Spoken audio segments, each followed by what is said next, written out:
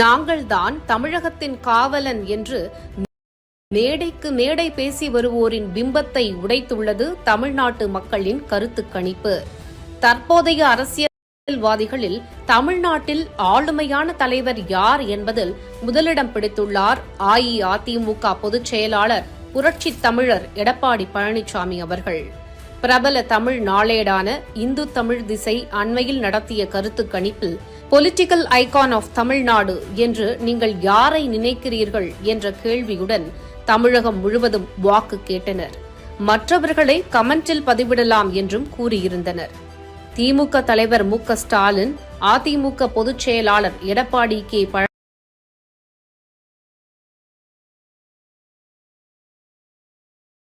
பழனிசாமி, நாம் தமிழர் கட்சி தலைமை ஒருங்கிணைப்பாளர் சீமான், பாஜகவின் தமிழக மாநில தலைவர் அண்ணாமலை, இந்த 4 பேரில் தமிழகத்தின் அடையாளமாக இருப்பவர்கள் யார் என்று இணையதளம் மூலம் நடத்திய கருத்து கணிப்பில் அதிக வாக்கு வித்தியாசத்தில் எடப்பாடியார் முதலிடம் பிடித்துள்ளார்.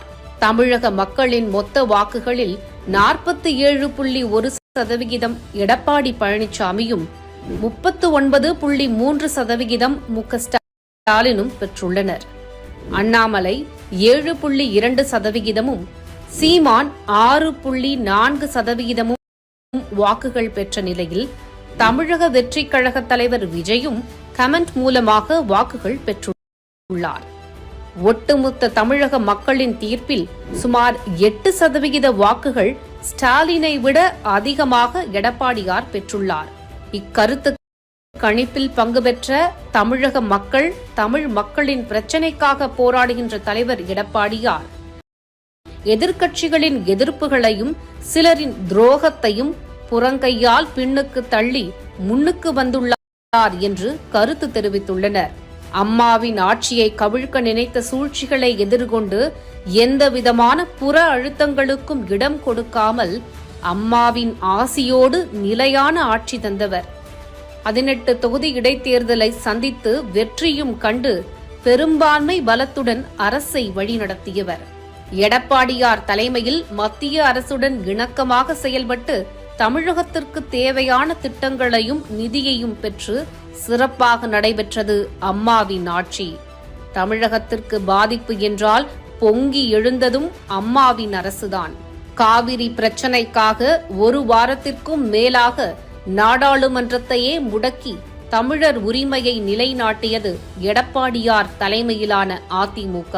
தீய சக்தி திமுகவின் பொய்யான வாக்குறுதிகள், துரோகிகளின் பொய் பிரச்சாரங்கள், 13 கட்சிகளின் கூட்டணி, அத்தனை சதிகளையும் முறியடித்து வலிமையான எதிர்க்கட்சியாக சட்டப்பேரவையில் நுழைந்து திறனற்ற திமுக முதலமைச்சருக்கு சிம்ம சொப்பனமாக திகழ்ந்து வருபவர் எடப்பாடி பழனிசாமி.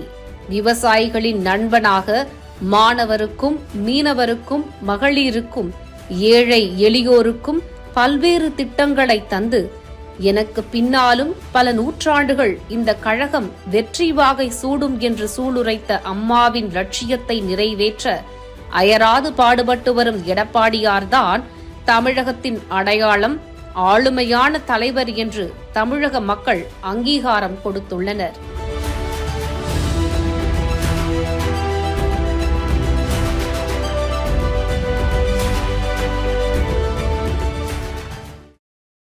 ஸ்டாலின் திமுக ஆட்சி சிம்பிளி வேஸ்ட்.